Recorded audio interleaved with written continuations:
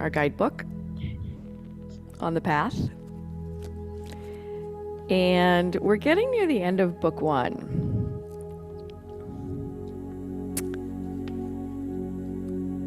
Last week we did Sutra 141, book 1, Sutra 41. And we're going to start to look at the different kinds of samadhi. What I like about this idea that there's different kinds of samadhi is that there's like steps on the path. So samadhi, the absolute state, sort of the, I guess if you could say there's an end goal to these practices, it would be the end goal. And what he explains in this book is that there's different states of samadhi, or I'll call them stages. And some of them are pretty accessible to us, average human beings. And some of them, when I read this and study them, it's like, oh, that's aspirational. Like, who knows? Maybe I'll get to the final samadhi one day. But along the way, there's these versions of bliss that we can get to. And so he speaks in this particular section, reminds us of the 4 kinds of samadhi. So I'll start there, and then we'll talk about some of this. So he says, we remember from Sutra 117, the 4 kinds of saprajnata samadhi.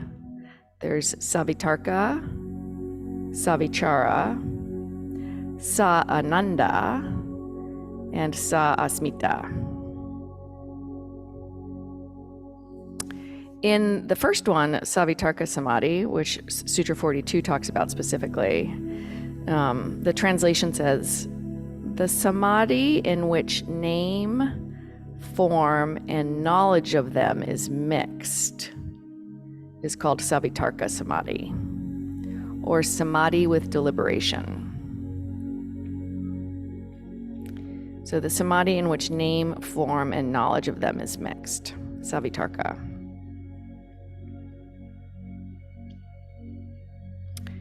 The example that he uses in the book is a dog.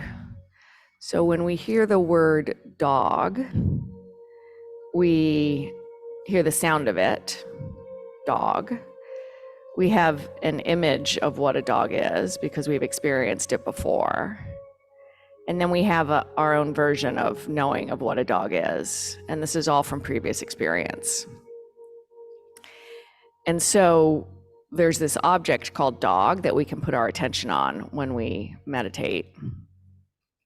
And as we meditate on the object, what he says is that we start to understand the objectness, the dogness of the dog.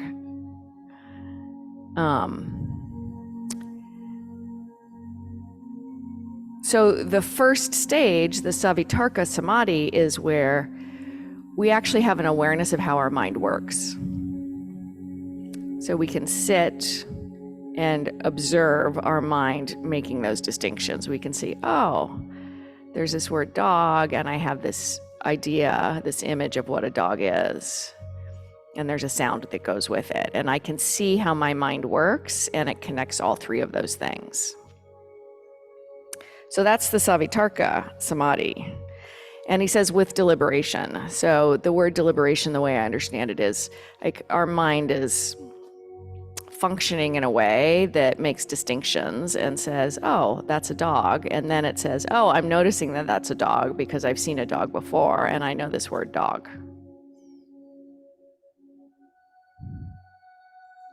In the next sutra, I'm going to do 2 today, he says, when the memory is well purified, the knowledge of the object of concentration shines alone. devoid of the distinction of name and quality. This is called nirvitarka samadhi, or samadhi without deliberation. So when the memory is purified, the knowledge of the object shines alone. So what he's saying in my read and understanding of this is we have experiences throughout our life and we form memories. And the memories influence our experience of the world. So if we had a bad experience with a dog as a child, like maybe we were bitten, like that knowledge, that residue of that experience is within us, and it colors our experience of dogs. So what he's saying in this next one is when our memory is purified and we don't have that experience of the dog bite or the dog attack, like we're getting closer to the true essence of what a dog is versus what our memory of a dog is. So our experiences really influence so much of what we put on the object of concentration.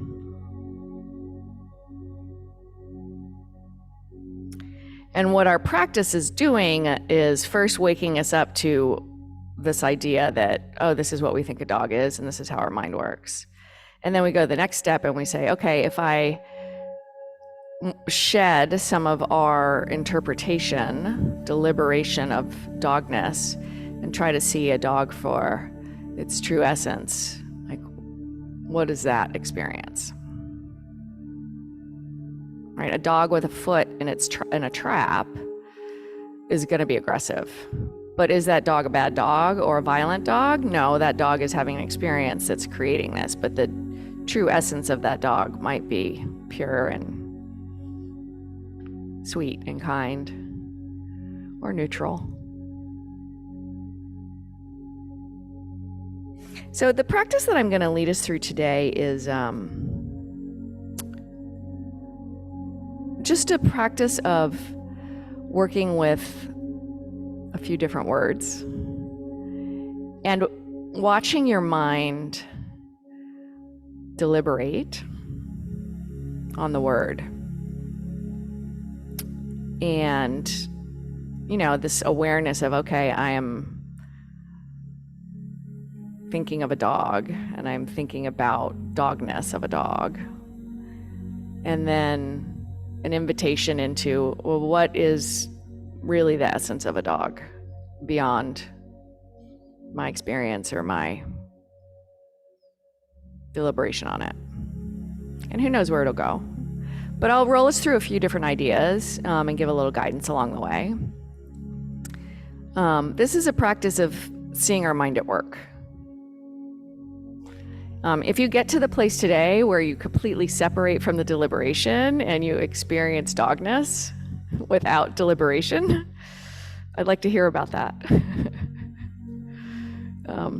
So it's research on how the mind works and learning to focus our attention and get really curious about the essence of things.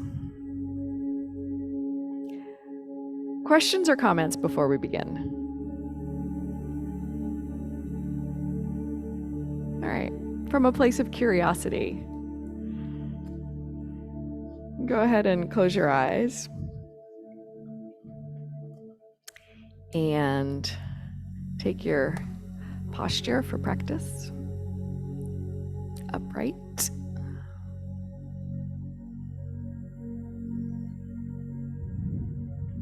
Grounded, so feet seat on purpose.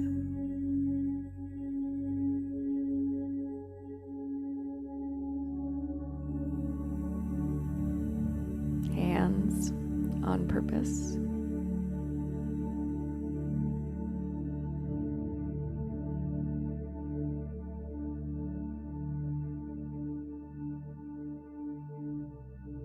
Let your attention settle onto your breath for a few moments.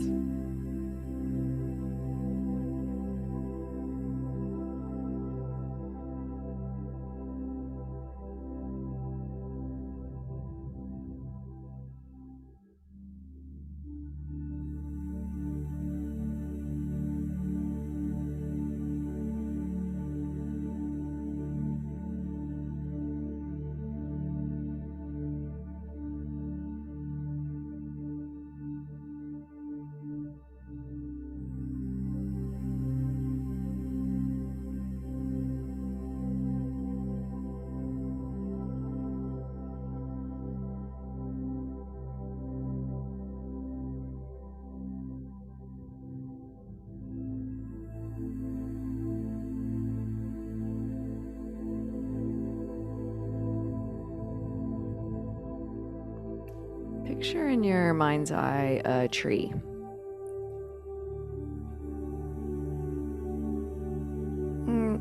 Just the first tree that comes to mind.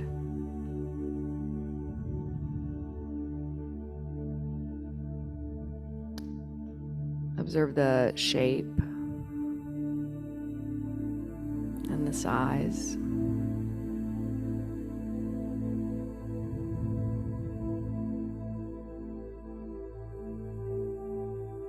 The common qualities of a tree, like the branches and the trunk,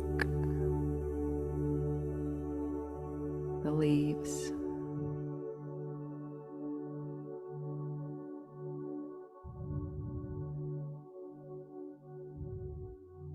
Spend a few moments considering the qualities that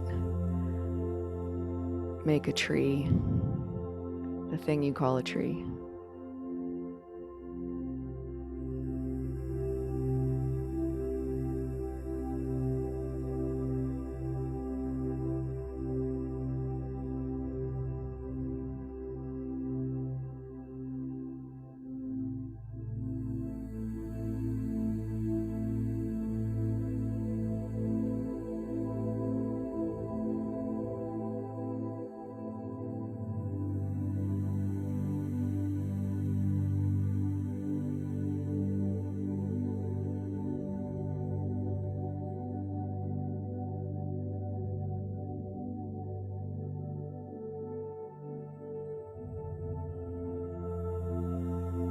Maybe there's a sense of the tree standing alone in its essence.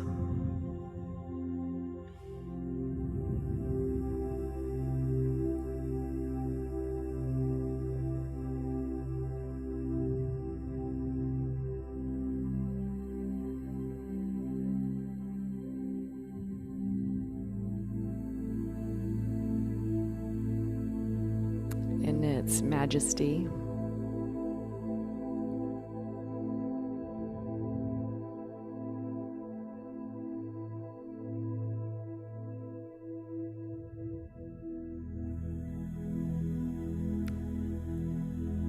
And now picture in your mind's eye the roots of this tree.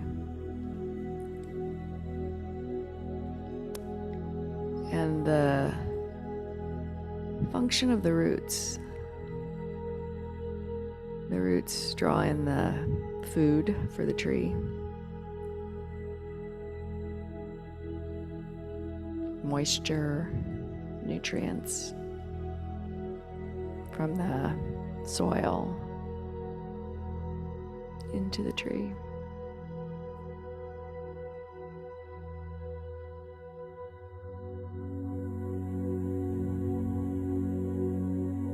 There's that connection between the earth and the tree.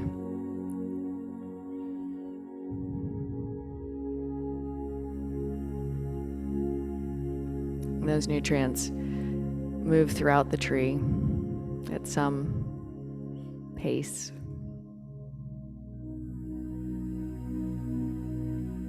They help the tree form leaves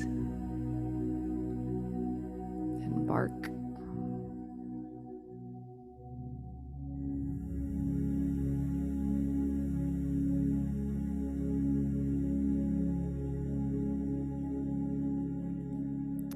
The leaves themselves respire, they breathe. There's an exchange of gases, essentially, from the leaves into the atmosphere.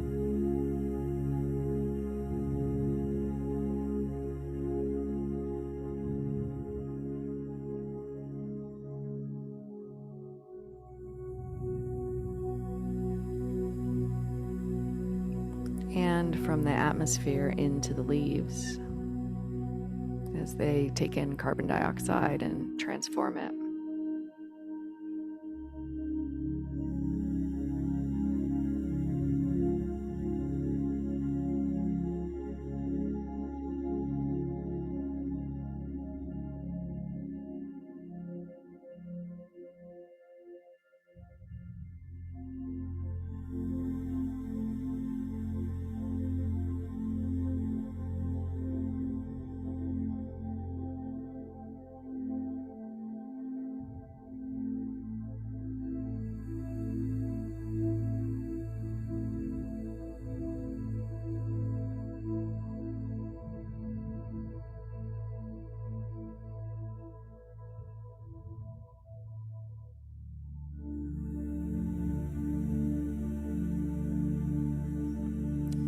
tree might provide shelter to birds or other animals.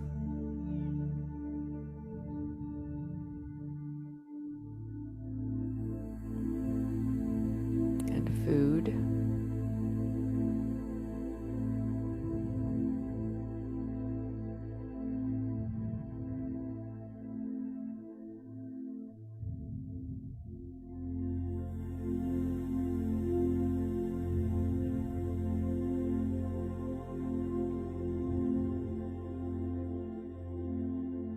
It's not just a tree.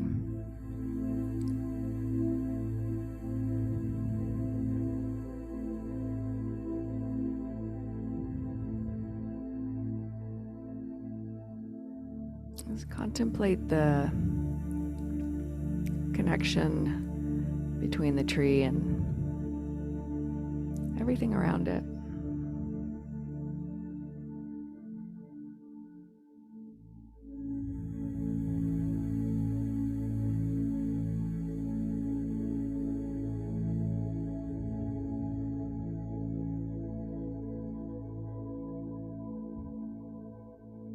Where is the beginning of the tree and the end of the tree?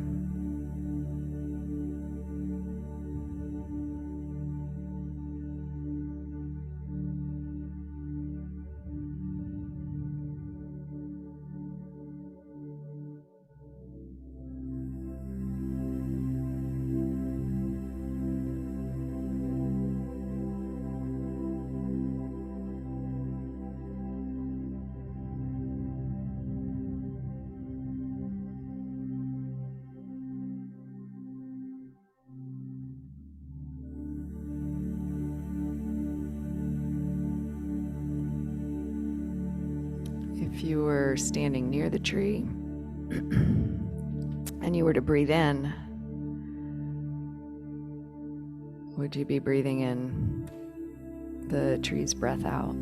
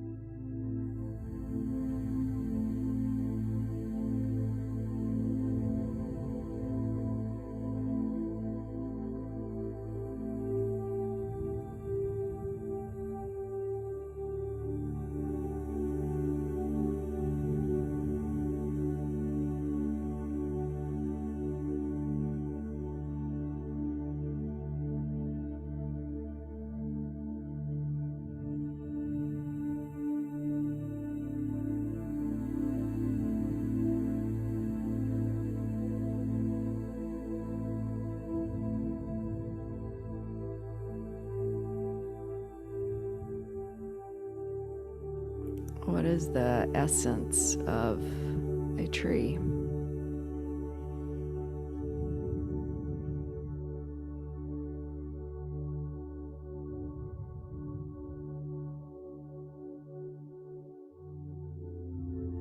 And where does it begin and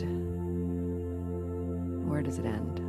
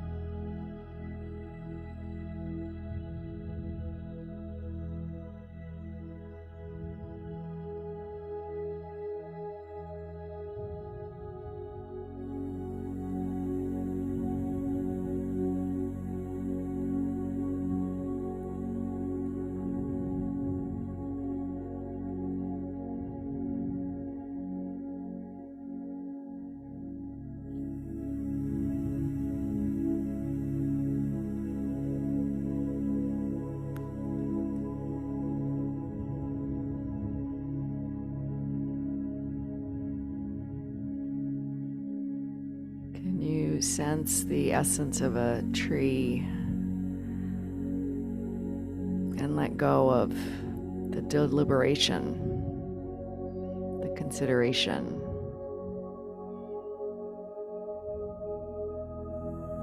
Of the tree.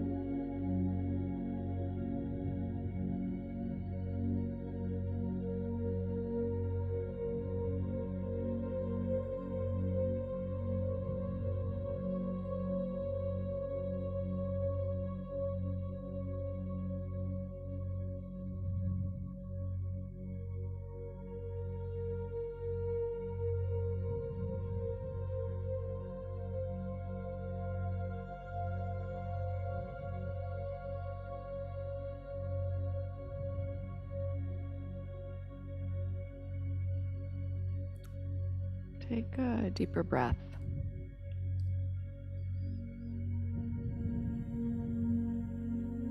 And another one, just a clearing.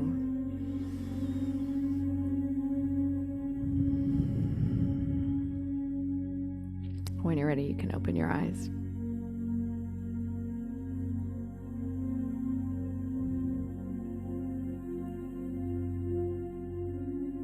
Thoughts, deliberations, insights.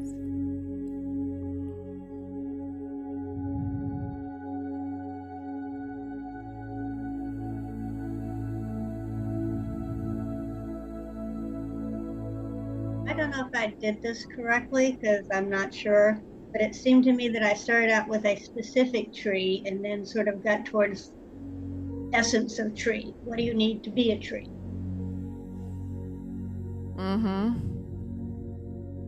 Treeness. Treeness, yes, if you will. Treeness.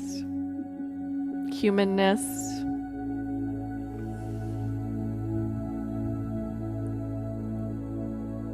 Living thingness.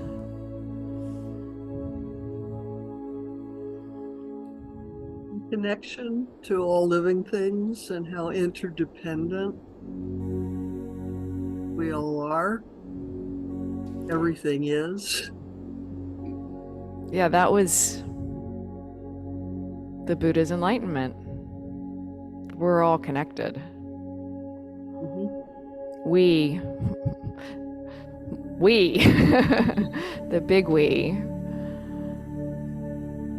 I had this experience this morning that I want to share briefly. It's gonna maybe sound weird, or I don't know. My husband's an artist, and he's created these works. One of them is in our studio here in the lounge area, and they're big circular pieces. The first one he ever made, he made by hand, and it was like this meditation, and it's like a grid of all these different colors that come towards the center. And at the very center, the little colored pieces stop. And I was meditating at home and looking at one of these pieces. We have one on our wall at home. And I was like, oh, it's samadhi. Right? It's like there's all the colors. Like if you look at this piece of art, there's like, I don't know how many, 5,000 little tiny squares, and they get smaller and smaller. They're all different colors. And then in the center, it's just light.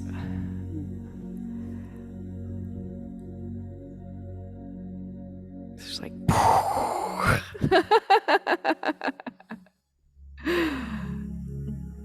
I'll send Found you. the meaning of life, the universe, and everything right there. Yeah, I knew I married him for a reason. Yeah, I don't know. I mean, we're all on this journey together. Mhm. And I appreciate you being on it with me because, I have these thoughts and I'm like, well, what does it all mean? Oh, maybe it doesn't mean anything. Maybe it's just part of being in the world.